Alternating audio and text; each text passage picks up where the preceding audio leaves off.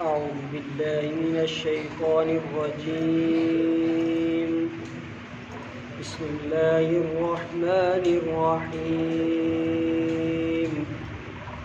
أحل لكم ليلة الصيام الرفث إلى نسائكم هن لباس لكم وأنتم لباس لهن علم الله أنكم كنتم تختانون أنفسكم فتاب عليكم وعفى عنكم فالآن باشروهن وابتغوا ما كتب الله لكم وكلوا واشربوا حتى يتبين لكم الخيط الأبيض من الخيط الأسود من الفجر ثم أتموا الصيام إلى الليل ولا تباشروهن وأنتم عاكفون في المساجد تلك حدود الله فلا تقربوها كذلك يبين الله آياته للناس لعلهم يتقون ولا تأكلوا أموالكم بينكم بالباطل وتدلوا بها إلى الحكام لتأكلوا فريقا من أموال الناس بالإثم وأنتم تعلمون صدق الله العظيم. हलाल कयो विया आहे तव्हांजे लाइ रोज़नि जे राति में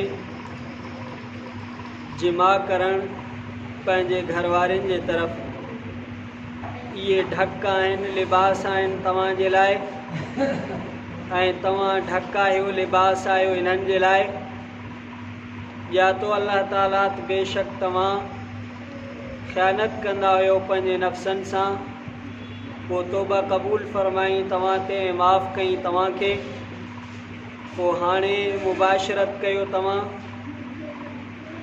इन्हनि सां ऐं तलब कयो तव्हां जेको लिखियो आहे अल्लाह ताला तव्हांजे लाइ खाओ ऐं पियो एतिरे ताईं जो ज़ाहिर थिए तव्हांजे लाइ धाॻो अछो धागे कारे खां फजर खां पोइ पूरो कयो तव्हां रोज़नि खे राति ताईं ऐं न मुबाशरत कयो तव्हां इन्हनि सां न जिमा कयो तव्हां इन्हनि सां हालांकि तव्हां इत्काफ़ में हुजो मस्जिदुनि में इहे अल्लाह जूं हदूं आहिनि पोइ न वेझा वञो तव्हां इन्हनि जे अहिड़ी तरह बयानु फ़रमाए थो अल्लाह ताला पंहिंजे आयतुनि खे माण्हुनि जे लाइ मन न मन इहे परहेज़गार बणजनि मुतक़ी थियनि ड्रिजनि ऐं न खाओ तव्हां पंहिंजा माल हिक ॿिए जे विच में नाजाइज़ बातिल तरीक़नि सां ऐं न ॾस ॾियो तव्हां इन्हनि खे हाकिमनि जे तरफ़ ताकी खाओ तव्हां कुझु माण्हुनि जे मालनि खां गुनाह सां हालांकि तव्हां ॼाणो था। सूरतुल बक़रा उन जो 23 रुकू ऐं ॿिए सिपारे जो 6 रुकू आयत नंबर 186 खां आयत नंबर 188 ताईं कल जेको अध में रुकू जाथूं छॾियो हुअसीं उन्हनि आयात जी तिलावत कईसीं ऐं उन्हनि जो तर्जुमो कयोसीं। इन्हनि आयात में कुझु बुनियादी ऐं अहम तरीन मसइला आहिनि जंहिंजे करे इन्हनि ॿिनि आयतुनि खे कल्ह असां अॼु जे लाइ छॾियो हुअसीं। पहिरीं आयत में अल्लाह ताला फ़रमायो आहे त रोज़नि जे रातिनि में तव्हांखे पंहिंजे घरवारनि सां जिमा करण जी इजाज़त आहे। इन आयत मां पहिरियों इहो मालूम थियो त इब्तिदा में जॾहिं रमज़ान जा रोज़ा फ़र्ज़ कया विया त इफ़्तारी खां पोइ खाइण पीअण ऐं घरवारनि सां इख़्तिलात मेल झोल ऐं उन्हनि सां ताल्लुकात उन वक़्त ताईं इजाज़त हुई जेसि ताणी माण्हू सुम्ही न पोए। सुम्हण खां पोइ इहे सभु शयूं वरी हराम थी वेंदियूं खाइण बि पीअण बि ऐं घरवारी सां उन जा ताल्लुकात क़ाइमु करणु। पोइ बाद साहबा कराम रिज़वानुल्लाह अलैहिम खे इन में मुश्किलात पेश आयूं हज़रत कैस बिन सिरमा अंसारी सॼो ॾींहुं मज़दूरी करे इफ़्तार जे वक़्तु घर पहुतो त घर में खाइण जे लाइ कुझु न हुयसि। घरवारी चयसि त मां इंतज़ाम कयां थी। जेसि ताणी उहा इंतज़ाम करे वापसि आई, ॾींहं जो थकियल माण्हू, उनखे निंड अची वई। हाणे जॾहिं निंड मां उथियो त उनखे खाइणु हराम थी चुको हो, पीअणु हराम थी चुको हो। अॻे ॾींहं जो उनजो रोज़ो शुरू थी वियो। इब्तिदा में ईअं हूंदो हो। ऐं अहिड़े नमूने सां पोइ उनखे बेपरी जे वक़्तु कमज़ोरी पैदा थी वई ऐं उहो बेहोश थी वियो। इन वाक़ियात खां पोइ बाद साहबा सुम्हण खां पोइ पंहिंजे घरवारियुनि सां इख़्तिलात में मुब्तला थी विया, परेशानी थी। उन वाक़ियात खां पोइ अल्लाह ताला हीअ आयत नाज़िल फरमाई जंहिंमें पहिरियों हुकुम मनसूख़ थी वियो।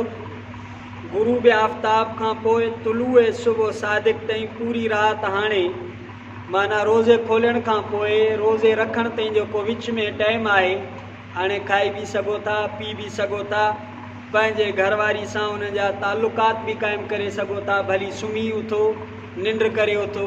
इब्तिदा में इहो त निंड कयो त बसि हाणे वरी ख़तमु थी वई हो, पर पोइ अल्लाह ताला इन जी इजाज़त अता फरमाई। ऐं आख़िर राति में सहरी खाइण खे सुन्नत करार ॾिनो वियो।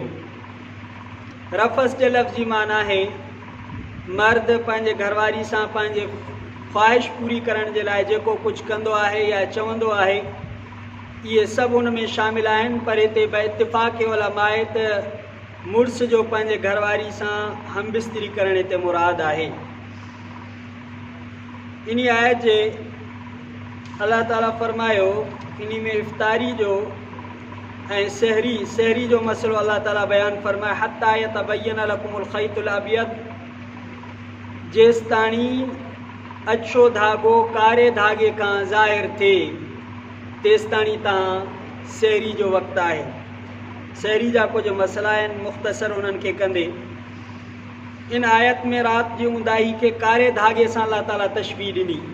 राति जी ऊंदाही ॼण त कारो धागो आहे, सुबुह जी रोशनी खे अल्लाह ताला अछे धागे सां तशबीह ॾिनी।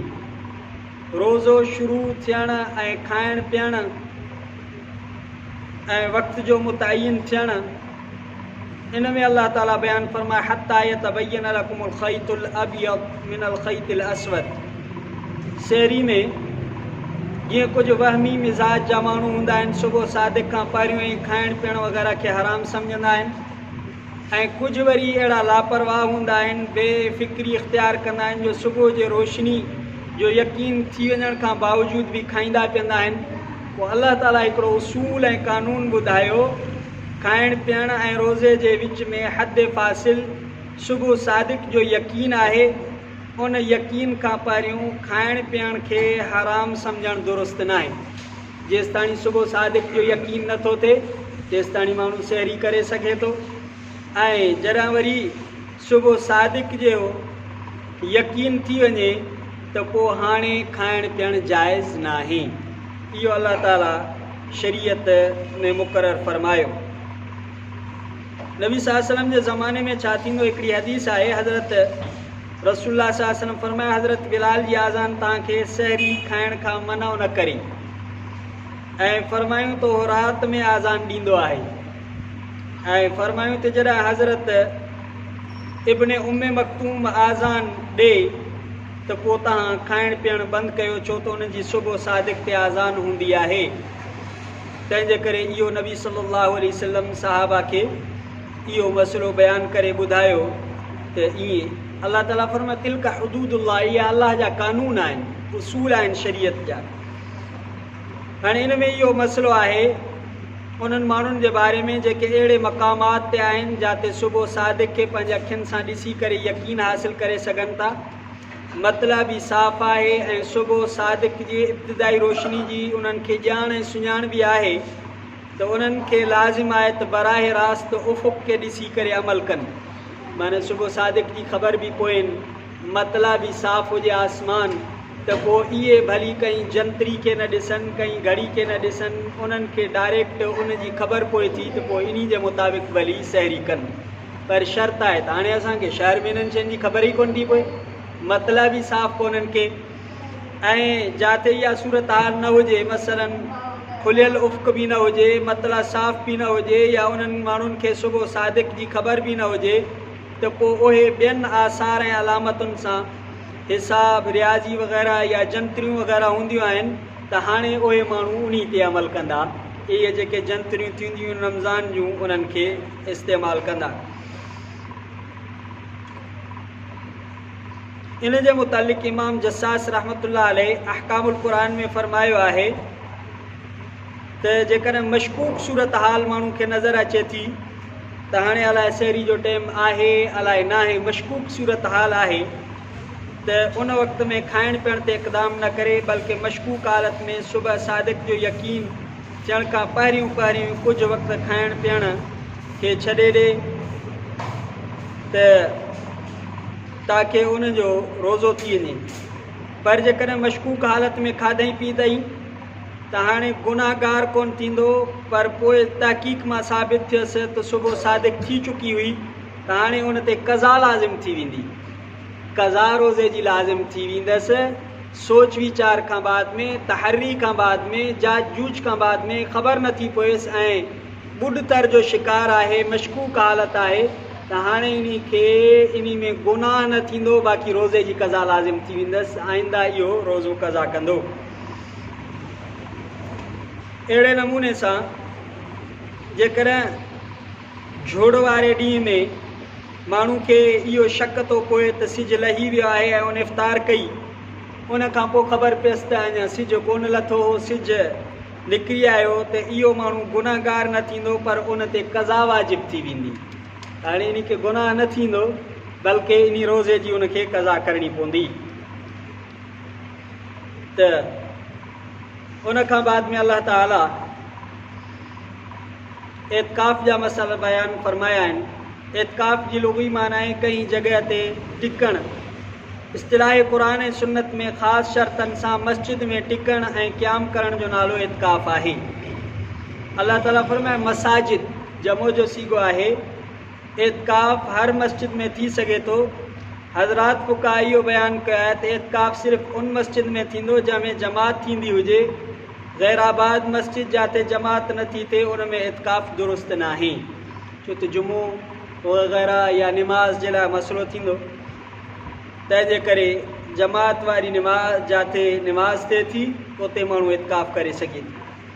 ॿियो मसइलो आहे त रोज़े जी हालत में जॾहिं माण्हू रोज़ो खोले थो, इफ़्तार खां बाद में हाणे खाई बि सघे थो, पी बि सघे थो ऐं पंहिंजे घरवारी सां पंहिंजा ताल्लुकात बि क़ाइमु करे सघे थो। पर जेकॾहिं माण्हू एतिकाफ़ में वेठो आहे, हाणे रोज़े खोलण खां पोइ रोज़े रखण ताईं सहरी ताईं खाई पी त सघे थो, पर पंहिंजे घरवारी सां ताल्लुकात क़ाइमु नथो करे सघे, छो त इहो मस्जिद में एतिकाफ़ में आहे। हाणे इन मस्जिद मां निकिरणु ऐं इन पंहिंजे जाइज़ ताल्लुकात खे इस्तेमालु करण जी इनखे इजाज़त न आहे। ऐं एतिकाफ़ जे लाइ रोज़ो बि शर्त आहे ऐं मस्जिद मां बग़ैर हाजत तबई या शरई जे ॿाहिरि निकिरणु जाइज़ न आहे। पोइ अल्लाह ताला फरमाए इहे अल्लाह ताला जूं हदूं आहिनि, इन्हनि क़ानूननि ऐं हदुनि जे तव्हां वेझो न वञो, इन्हनि खे न टोड़ियो, त इन्हनि जो ख़्यालु रखो। रोज़े जी हालत में गुरड़ी करण में मुबालगो करणु मकरूह आहे, मतां पाणी अंदरि हलियो वञे, या वात में का दवा इस्तेमालु करणु मकरूह आहे, घरवारी सां बोस किनार करणु मकरूह आहे। अहिड़ी तरह सहरी खाइण में एहतियातन वक़्तु ख़तमु थियण खां थोरो वक़्तु पहिरियों ख़तमु कजे ऐं इफ़्तारी में वरी थोरो कुझु इंतज़ारु कजे ताकी यकीन जी सूरत हाल थी वञे। आख़िरी आयत में अल्लाह ताला फरमाया ला ताकुलू अमवालकुम बैनकुम बिल बातिल, पंहिंजा माल हिक ॿिए जे विच में बातिल तरीक़े सां न खाओ ऐं इन्हनि मालनि जा मुक़दमात माण्हुनि खे हाकिमनि ॾे न मोकिलियो। पोइ इहे छा कंदा त माण्हुनि जा कुझु माल खाई वेंदा गुनाह सां, हालांकि तव्हांखे इन शइ जो इल्मु हूंदो। हलाल ऐं हराम ऐं इन जा कुझु मसइला मुख़्तसर इन्हनि खे कयूं था। हलाल जो केतिरो फ़ाइदो आहे, हराम जो केतिरो नुक़सानु आहे। अल्लाह ताला फरमाए या अय्युहन्नास कुलू मिम्मा फिल अर्दि हलालन तय्यिबन वला तत्तबिउ ख़ुतवाति शैतान इन्नहु लकुम अदुव्वुम मुबीन। ए इंसानो ज़मीन में जेके हलाल ऐं पाकीज़ा शयूं आहिनि इहे खाओ, शैतान जे विखुनि जे कढ न लॻो, शैतान तव्हांजो दुश्मन आहे। ॿी आयत में अल्लाह फरमाए फकुलू मिम्मा रज़क़कुमुल्लाह हलालन तय्यिबन वश्कुरू निअमतल्लाहि इन कुंतुम इय्याहु तअबुदून। अल्लाह फरमायो हलाल खाओ, हराम खां पंहिंजो पाण खे बचायो। ज़मीन में जेके अल्लाह ताला पाकीज़ा हलाल शयूं ॾिनियूं आहिनि उहे खाओ ऐं अल्लाह जे नेमतुनि जो शुक्र कयो जेकॾहिं तव्हां अल्लाह ताला जी इबादत कयो था। हाणे इन आयत जी शान नुज़ूल इन्नल्लज़ीन यश्तरून बिअहदिल्लाहि व अयमानिहिम समनन क़लीला, जेके माण्हू अल्लाह जे आयत सां ख़रीद कनि था पंहिंजे कसमनि सां थोरड़नि पैसनि खे, उन जी सख़्त सज़ा आहे।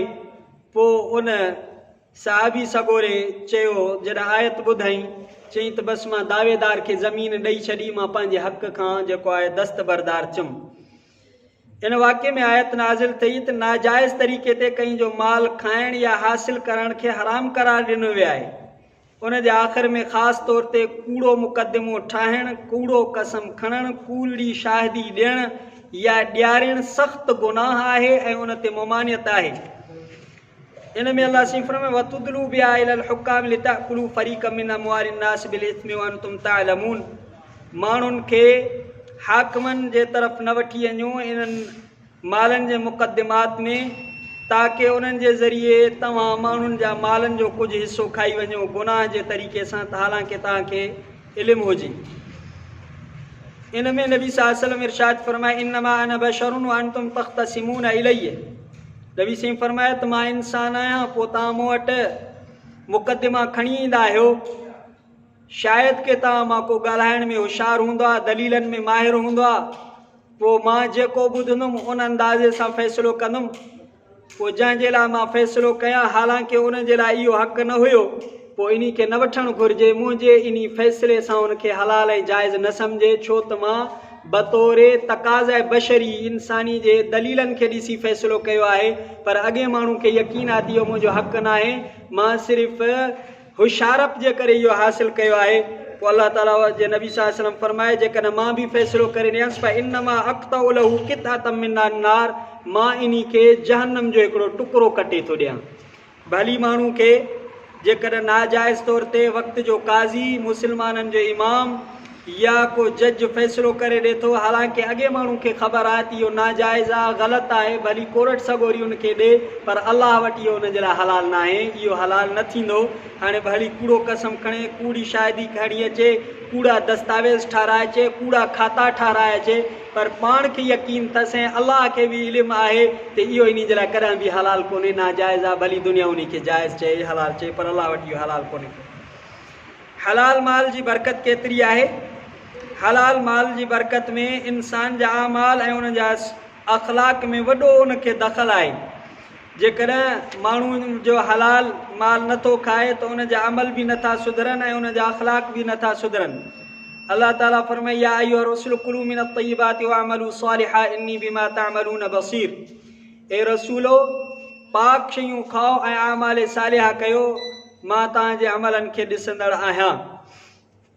इन हदीस में नबी सल्लल्लाहु अलैहि वसल्लम फरमायो त माण्हू इबादत कंदो आहे ऐं उन जो खाधो पीतो, खाइणु पीअणु पाइणु हराम जो हूंदो आहे, पोइ अलाह साईं खे सॾींदो आहे या रब, पर उन जी दुआ क़बूल न थींदी आहे, छो त उन जो खाधो पीतो हराम जो हूंदो आहे, दुआ क़बूल न थींदी, भली इबादत गुज़ार हुजे। अहिड़े नमूने सां नबी सल्लल्लाहु अलैहि वसल्लम जी हिकिड़ी ॿी हदीस आहे, फरमायो साईं जन जंहिं माण्हू हलाल खाधो ऐं सुन्नत जे मुताबिक़ अमल कई ऐं माण्हू उन जे ईज़ा खां महफ़ूज़ रहिया त जन्नत में दाख़िल थी वेंदो। हाणे असां वटि हलाल खाइणु वॾो मसइलो थी आहे ऐं माण्हू महफ़ूज़ रहनि, तंहिंजे करे अलाह जे रसूल सल्लल्लाहु अलैहि वसल्लम खे साहब अर्ज़ु कयोसीं अलाह जा रसूल उन ज़माने में तव्हांजी उम्मत में त इहो आम आहे त माण्हू उन ज़माने में हलाल खाईंदा, साईं जन फरमाए त मुस्लमान उन जा पाबंद रहंदा, माना आईंदा बि अलाह ताला अहिड़ा माण्हू पैदा फरमाईंदो जेके हलाल खाइण जा आदी हूंदा, उन जी पाबंदी कंदा। ॿी रिवायत में अचे थो नबी सल्लल्लाहु अलैहि वसल्लम फरमाए हज़रत अब्दुल्ला बिन उमर खां फरमायूं 4 ख़सलतूं अहिड़ियूं आहिनि जॾहिं उहे तव्हांजे अंदरि मौजूदु हुजनि पोइ दुनिया जी का बि शइ हासिल न थिए न त बि तव्हांजे लाइ काफ़ी आहे। फरमाए हिकिड़ी अमानत जी हिफ़ाज़त, ॿियो सच ॻाल्हाइणु, टियों सुहिणो अख़लाक़, चौथों खाइण में हलाल शइ खाइण। इहे 4 शयूं तव्हांखे हासिल थी वञनि, दुनिया जी कुझु बि हासिल न थी वञे पर तव्हांखे सॼी दुनिया हासिल अथई। हाणे ॾिसो त अमानत कई वटि रखी त ॾिसो पोइ शल मिले। वरी अहिड़े नमूने सां अलाह जे नबी सल्लल्लाहु अलैहि वसल्लम खे हिकिड़े साहबी सगोरे दरख़्वास्त कई, साईं मुंहिंजे लाइ दुआ कयो त अलाह साईं मूंखे मक़बूल दुआ करे, मुंहिंजी हर दुआ क़बूल फरमाए। पाण सल्लम फरमायूं, ए साद पंहिंजो खाधो हलाल ऐं पाक बणा त तूं मुस्तजाब दावा थी वेंदे, तुंहिंजी हर दुआ क़बूल थी वेंदी। कसम आहे मूंखे उन ज़ात जो जंहिंजे कब्ज़े में मुहम्मद सल्लल्लाहु अलैहि वसल्लम जी जान आहे, जॾहिं माण्हू पंहिंजे पेट में हराम लुक़्मो विझंदो आहे त उन जी 40 ॾींहंनि ताईं उनजो कोई बि अमल क़बूल न थींदो आहे, हराम खाइण जे करे जे लाइ। रसूलुल्लाह सल्लल्लाहु अलैहि वसल्लम फरमायो, कसम आहे उन ज़ात जो जंहिंजे कब्ज़े में मुंहिंजी जान आहे, कोई बि बानो उन वक़्त ताईं मुस्लमान नथो थी सघे जेसि ताणी उनजो दिलि ऐं ज़ुबान मुस्लमान न थी वञे, जेसि ताणी उन जा पड़ोसी, उन जा पाड़ेसरी उनजे ईज़ा खां महफ़ूज़ न रहनि, जेसि ताणी कोई बानो माल हराम कमाए थो पोइ उनखे सदको करे थो त उहो बि क़बूल नथो थिए।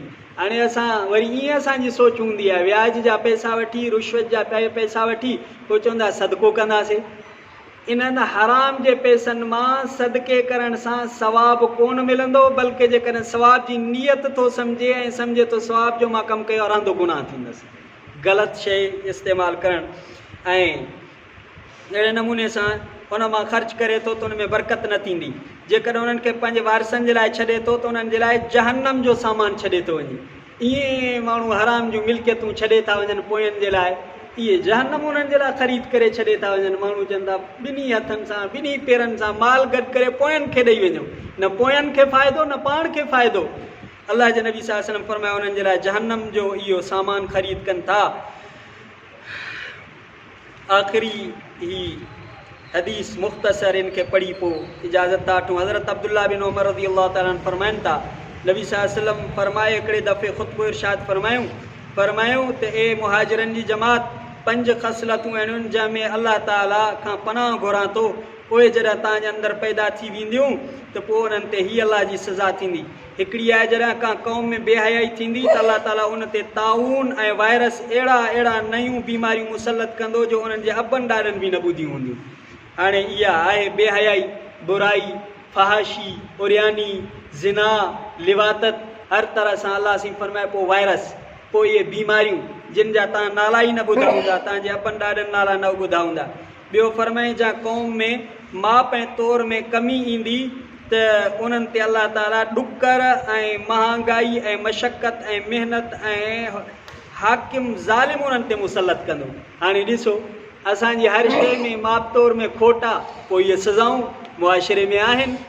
3 नंबर ते फरमायूं जॾहिं का क़ौम ज़कात अदा न कंदी त अलाह ताला उन्हनि खां मींहं खे बंदि करे छॾींदो, सालनि जा साल। ऐं 4 नंबर ते फरमायूं जॾहिं का क़ौम अल्लाह ऐं उनजे रसूल सल्लल्लाहु अलैहि वसल्लम जे अहद खे टोड़ियो, माना उनजे अहकामनि खे टोड़ियो, उन सां कयल वाइदनि खे टोड़ियो त अलाह ताला उन्हनि ते धारियनि दुश्मननि खे मुसलत कंदो। हाणे असां मुस्लमान अॼुकल्ह का दुनिया जे कुफुर खां था ड्रिजूं, दुनिया असांजे मथां मुसलत, जेको उन्हनि जे माल में नाहक उन्हनि खां खसे वेंदा। 5 नंबर ते फरमायूं जा क़ौम जा अरबाब इक़्तिदार, हुकुमरान अल्लाह जे क़ुरान जे कानून ते फ़ैसिलो न कंदा, अल्लाह जे नाज़िल कयल अहकाम खे उन्हनि जे दिलनि खे न लॻंदो त अल्लाह ताला उन्हनि जी पाण में नफ़रत ऐं झेड़ा पैदा करे छॾींदो। हाणे ॾिसो मुआशिरे में हर माण्हू हिक ॿिए खां मुतनफ़िर, हर घर में झेड़ो आहे। जॾहिं अल्लाह जे अहकामनि ते फ़ैसिला न थींदा पोइ इहे नफ़रतूं पैदा थींदियूं। अल्लाह ताला असां समूरनि खे महफ़ूज़ फरमाए, अल्लाह ताला असांखे पंहिंजे कलाम मुक़द्दस ते अमल करण जी तौफ़ीक़ अता फरमाए। सुभाणे जे रुकू में इंशाअल्लाह ताला हज जा, उमरे जा ऐं विच ते वरी किताल फ़ी सबीलिल्लाह जा अहकाम आहिनि। ज़िंदगी रही त इंशाअल्लाह ताला सुभाणे इन रुकू खे तिलावत कंदासीं। बिस्मिल्लाहिर्रहमानिर्रहीम। रब्बना आतिना फ़िद दुनिया हसनतन व फ़िल आख़िरति हसनतन व क़िना अज़ाबन्नार। अल्लाहुम्मा सल्लि अला मुहम्मदिन नबिय्यिल उम्मी व सल्लिम सल्लल्लाहु अलैहि वसल्लम। ला इलाहा इल्लल्लाह मुहम्मदुर रसूलुल्लाह।